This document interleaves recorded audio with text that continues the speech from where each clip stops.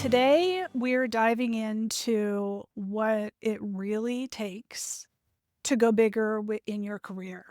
We're going to talk to Dr. Mara Einstein, powerhouse marketing expert, former MTV executive, narrator of Netflix's documentary Buy Now, a shopping conspiracy, author of 7 books, professor of many years. Her latest book is Hoodwinked: How Marketers Use the Same Tactics as Cults. And that it exposes the cult tactics brands are using to capture our wallet and our loyalty.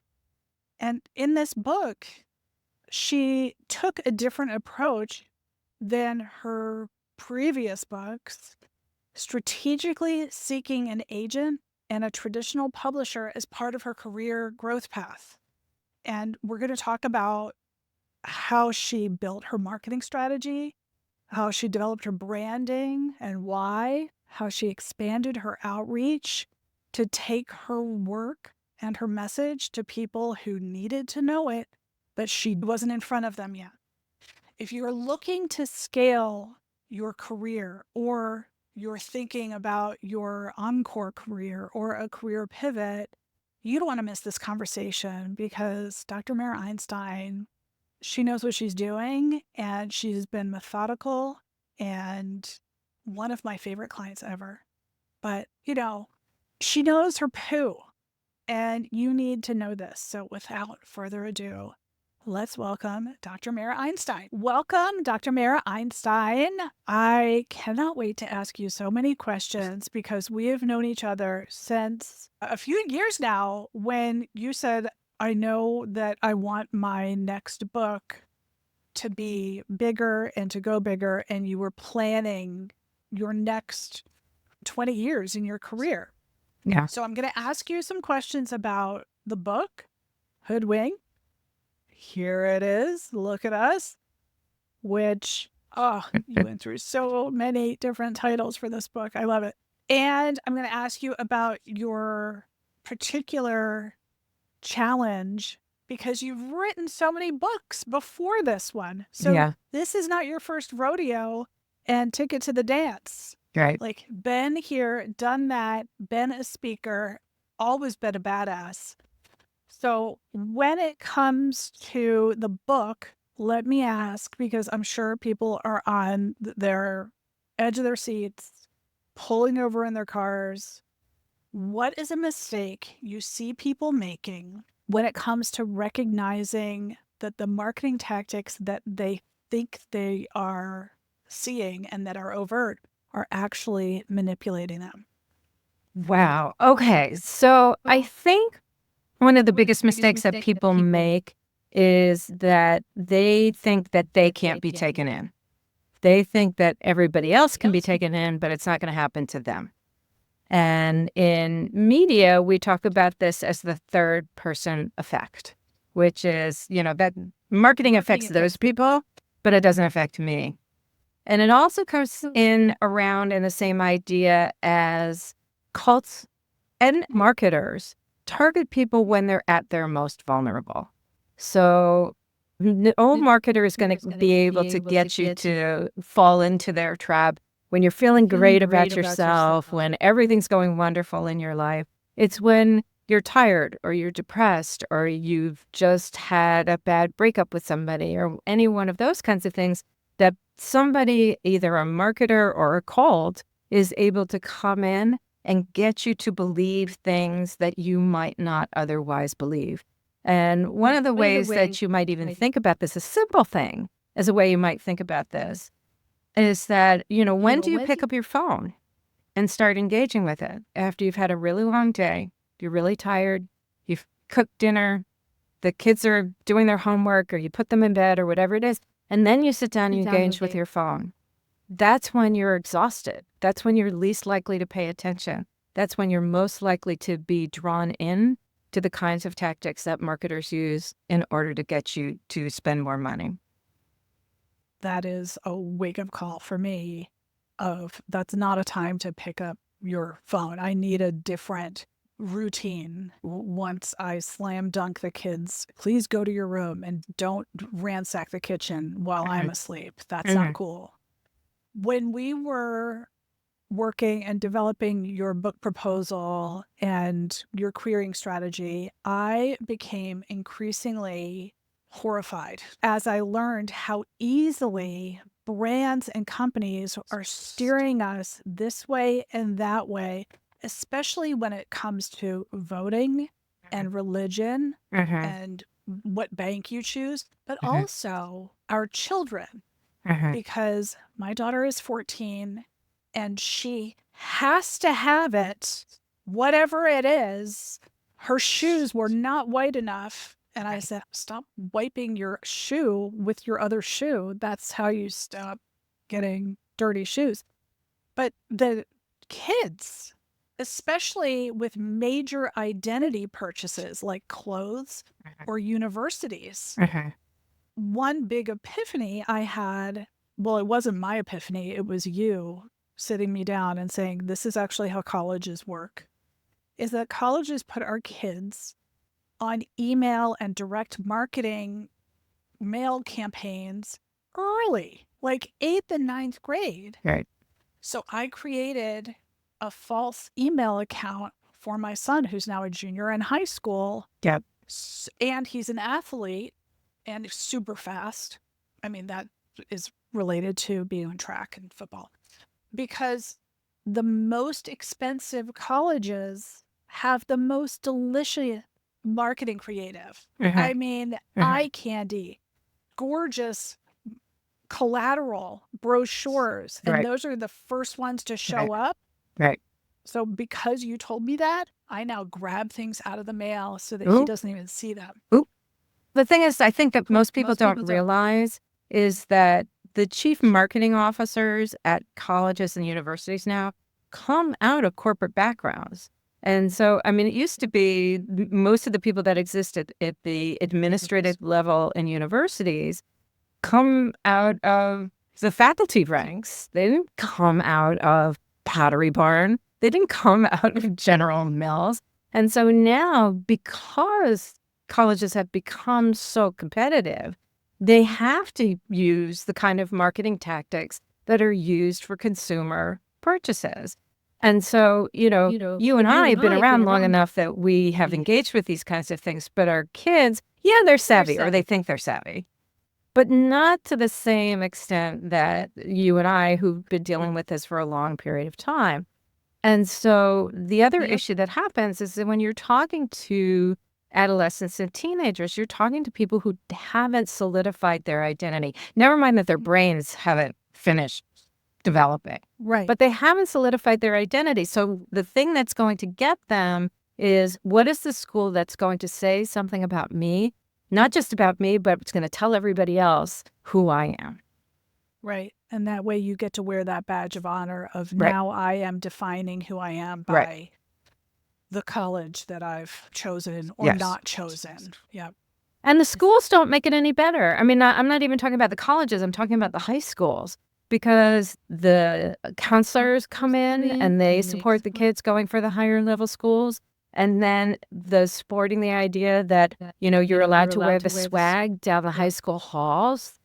I think it should be banned. I think it shouldn't be allowed that students can wear that after they get into the colleges. Never mind Ivy Day, when all of the kids get online and pretend they're opening up the emails and say, oh, I got into this school and I got into this school. And I mean, the word of mouth marketing on that, and the schools perpetuate it, is, all kinds of free advertising for them, because everybody wants to see, oh, who got in? And the parents stand around and everybody pretends like they just opened the email. Of course, they didn't just open the email. They looked at it to see whether or not they got in. And then they make these very high-end kind of videos saying, oh, I got into, 3 IVs and I missed 2 IVs, but I got into a couple of public IVs. It's like, ugh, it's kind of gross. Yeah. And nobody posts their I didn't get in video. Of course not. Of course not. So, what's one big shift you've seen recently in how companies are using psychological behaviors to drive our behaviors? like Mm. now versus 5 years ago? I would think probably the biggest shifts are happening around influencers and how influencers work together. Because it's not that influencers can't grow, because influencers have been growing, they've been very successful. They've also been very successful in not letting people know that they're being sponsored because the FTC, frankly, can't stay on top of it. But the other thing that's happening, and we sort of saw this in the bro space, terms of people like Joe Rogan have Ben Shapiro on, and they validate each other's audiences, right? So they introduce people to others' audience. The same thing is happening in the influencer space. So one influencer will support another influencer who will support another influencer, and all of that stuff sort of molds together to grow everybody's audiences. And so while you think, oh, I like both of these influencers, what you don't begin to understand is that they're all working together to get you to buy whatever it is that they're selling. And it's become just significantly more coordinated in the last 5 years than it was before. Right. They all went to the same mastermind 6 years ago, and now they go to summer camp together. Yeah, yeah. The band of brothers, and they're doing like the Ultimate Fighter camp just because it's fun. So yeah, and it smells bad, and you don't know why. It's because it stinks. Right. That is so helpful. I'm gonna keep a lookout for that. Now let's pivot to talk about this book process and this path. Why was it so important for you to seek an agent and a traditional publisher for Hoodwinked versus your other 7 books were with university presses and they were unagented? Why was it important for you, and how did that fit into your bigger career strategy? Right. Well, the last book that I did wasn't a university press. It was a popular press, but it was a small, independent, kind of print-on-demand press. And what happened with that book, and this is a warning to authors everywhere, is that they did not produce the books that went to Amazon or to bookstores. They had a secondary press who did that. And so I had a New York Times review of the book come out. I will also say the book came out just before Trump was elected the first time. So I'm also in the situation now again of Trump being elected and him sucking all the air out of the promo space, but we'll leave that for perhaps another question. But what happened was the book came out at the end of October. At the end of November, I had a glowingly positive review in the New York Times, right before the holiday sales season. The book was not at Amazon or in bookstores until the end of January. Yeah, right? So I had no control over the fact that here I was, the best promotion you could possibly have. It's like a French kiss. I mean, come on. It was devastating. It was really devastating. And so what I said to myself after that, and I thought that was a really important book, and it was a really important book. Black Ops Advertising was the first book to explain to people what native advertising was and branded content. People didn't know what it was back then. They still don't know what it is, but that's okay. We can't do all the things. Right. So I said, look, it's a lot of work to write a book. Well, this book took 3 years. It's really 30 years of work. Everything that I am and the work that I've done over the last 30 to 40 years is in that book. So I said, I'm not writing another book unless I work with an agent, work with a press, work with a press that's going to make sure that the book gets into stores and all of that good stuff. Because otherwise, it's just not worth it to me. It's just too much. It's too much work to do that. Right, because you're speaking on big stages, heading to South by Southwest. You started a TikTok account that quickly lit up in fuego. From that, you got cold calls, people reaching out to you. Can you come and keynote our and 2 documentaries abroad? Right. And 2 documentaries. I mean, holy shnikes. That is, nobody has time to do more because you particularly knew not just the operations, but you knew where you wanted to go. You said to me this is my plan. I'm teaching university, but I'm also a speaker. I also travel for speaking, and I want to do more than of that. And so you were making very deliberate choices.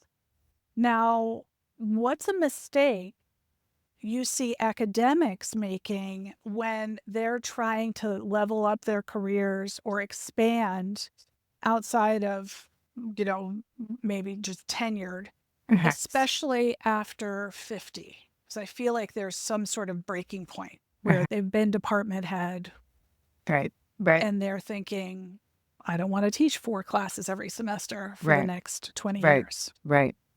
I think there's been a fundamental shift in academia because of what the marketplace is like. The expectation is that we will be public figures, that we will be public academics in a way that didn't necessarily exist 10 years ago.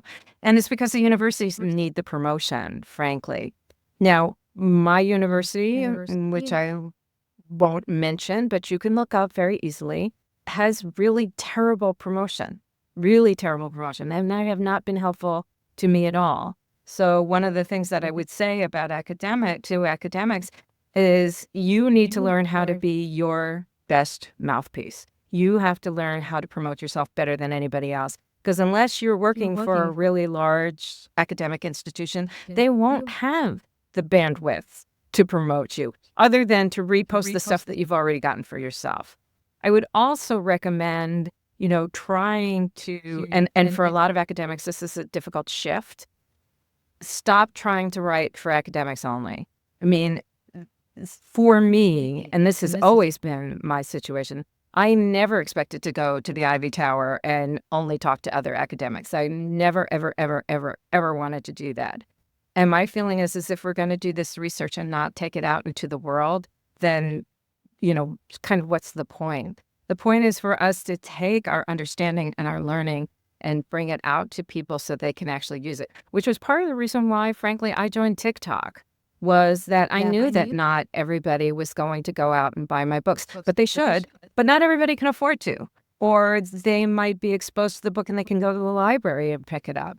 But these are ideas that a lot of people don't know about or they kind of heard something about. And so to have the opportunity to engage with people in that space that I might not meet anywhere else has been wonderful, frankly. Yeah, it's been unbelievable. One of the testimonials, one of the endorsements for your book came from someone you met. I think Yeah. I might have pointed her out to you at some point, like, you should be talking to her. Uh-huh. But Daniela Mastanek Young is the author of Uncultured, Right. which is a memoir. And the two of you look at cults from different perspectives, but also you're a TikToker and she's a TikToker. Yeah. And you're really speaking to the same reader, It's which very funny is, because people constantly say, "Are you friends with the knitting cult lady?"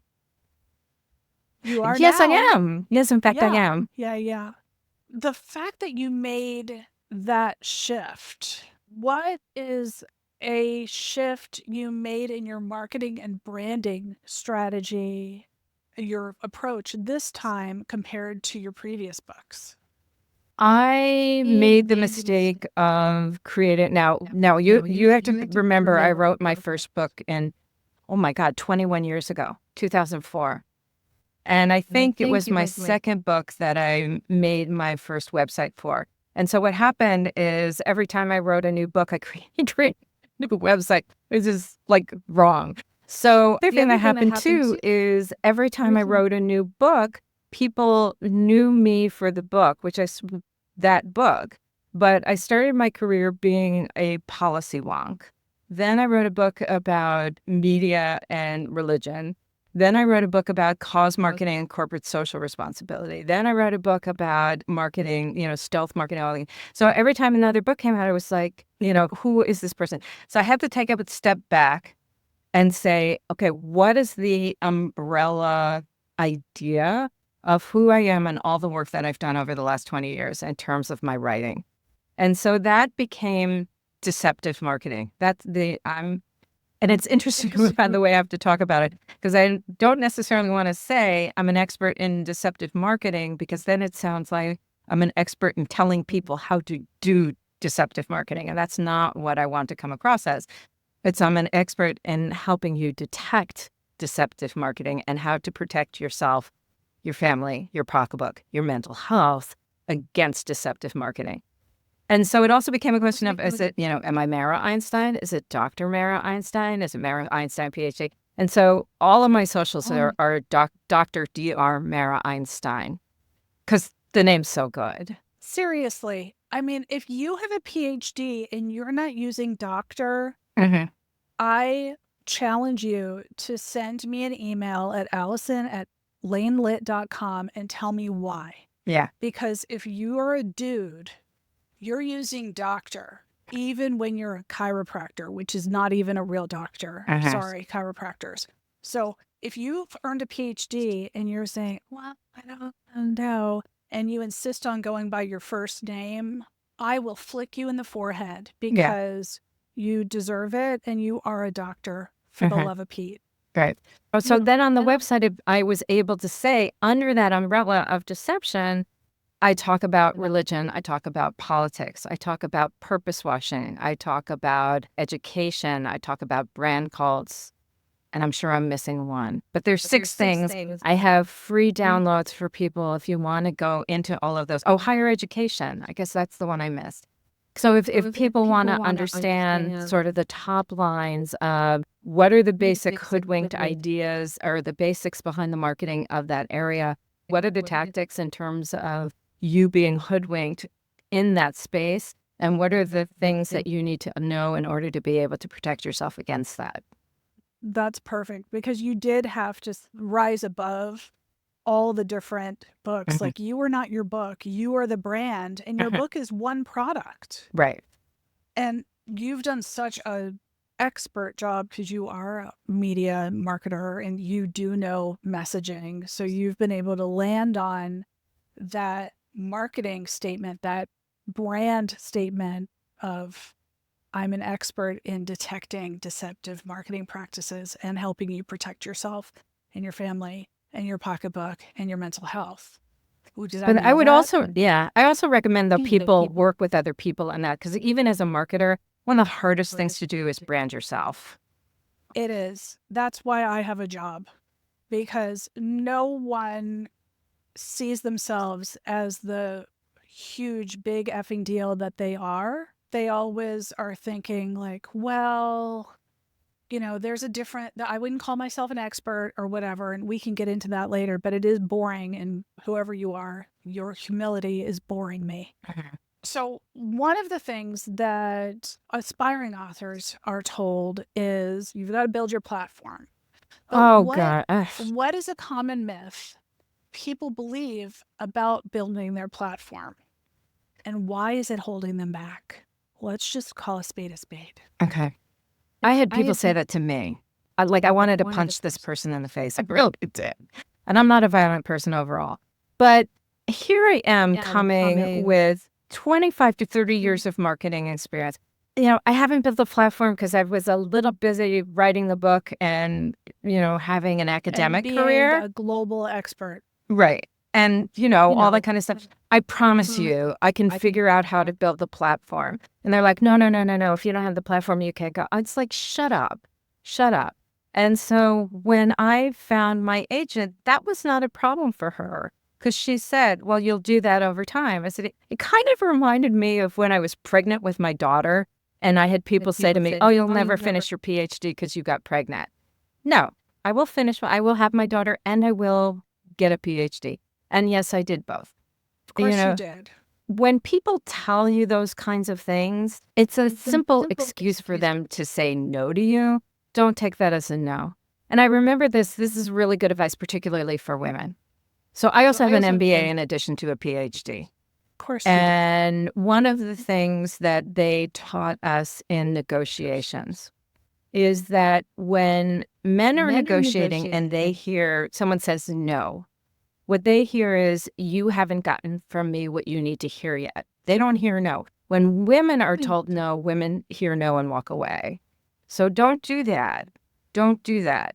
Reframe it and say, okay, you just haven't heard what you need to hear yet. Let me figure out a way to get it to the point where you need to hear what you need to hear, which could be, I will have a platform 6 months from now, and you should sign me in the meantime, and I promise you I will get the book to where it needs to be when it gets there. And seriously, I had 25,000 followers on TikTok in about 6 months, 6 months to a year. Yeah. Yeah, you really did. In 3 months, you had 17,000. I was Yeah. keeping track Okay. because I do that with all of my Yeah. clients. Yeah. Like, And so do now you realize how yeah. many people are following you? Yeah. And so now it's like at 34,000, something like that. But it's, it's not like 100,000 or whatever, but it's 34,000. And there's a core group of people who I engage with, who then send the information out to other people and bring other people in and cross platforms. And I have, key marketing folks who are promoting me on LinkedIn and promoting me on Instagram. And so we, in the same way I was talking about the influencers promoting each other, we promote each other's work too. Yeah. Okay. We're going to pivot again. Okay. This time, turn to the left. What's a book you love that you want everyone to know about right now? And it can't be your book. Oh, there was one I just read that I really loved, and why can't I think of what it is? Well, On Tyranny, but that's a whole different one. What I'm reading right now is Wild Faith by Talia Levin. Really important for understanding what's going on in terms of religion and politics right now. And one of the things that she writes about in the book, and it was a real aha moment for me. And this is an aha moment from someone who has been studying religion since 1995.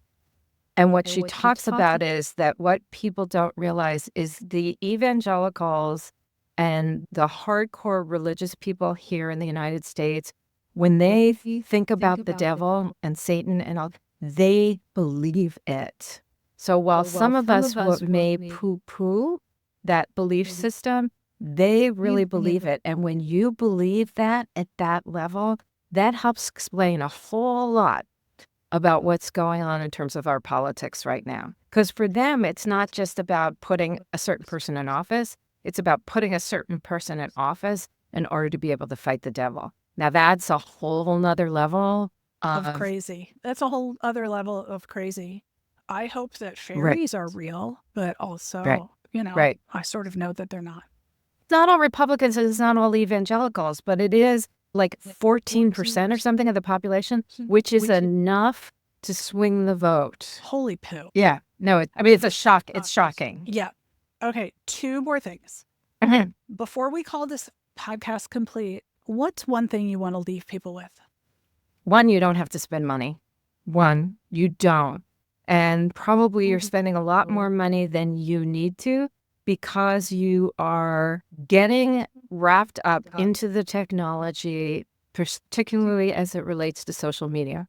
Because your phone is designed in every way possible to keep you connected to it, to keep you scrolling, to keep you anxious. And one of the key ideas that I talk about in the book is that we are not living in an attention economy, which is what economists would say, right? That people make money off our attention.